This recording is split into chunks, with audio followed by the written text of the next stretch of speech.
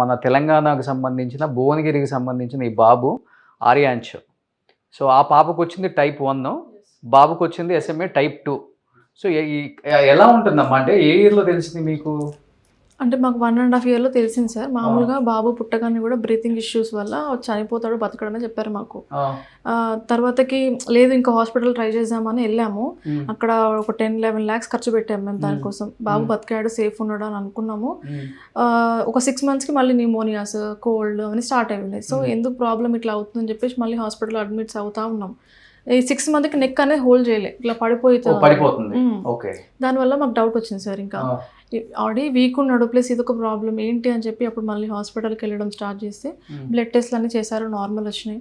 ఇంకొకటి genetic test చేస్తే problem ఏంటో తెలిసిపోతుందమ్మా అన్నారు. చేస్తే ఈ ప్రాబ్లం అనేది తెలిసింది సార్. 1.5 year ప్రెగ్నెంట్ గా ఉన్నప్పుడు ఈ టెస్ట్ చేయలేదమ్మా? Genetical doctors yes sir. కానీ మేనరికం వల్ల ఇది రాదు. లేదు సార్, చాలా మందికి నార్మల్ గా కూడా ఉంది సార్. ఇప్పుడు మన ఇండియాలో SMA పేషెంట్స్ కూడా చాలా మంది ఉన్నారు కదా, వాళ్ళని కాంటాక్ట్ అయితే వాళ్ళు ఏం మేనరికం కాదని చెప్పేస్తున్నారు. బట్ డాక్టర్స్ మాత్రం మాకు ఇదే రీజన్ చెప్తున్నారు, మీరు మేనరికం కాబట్టి బాబిల్లా వచ్చాడు అని చెప్తున్నారు.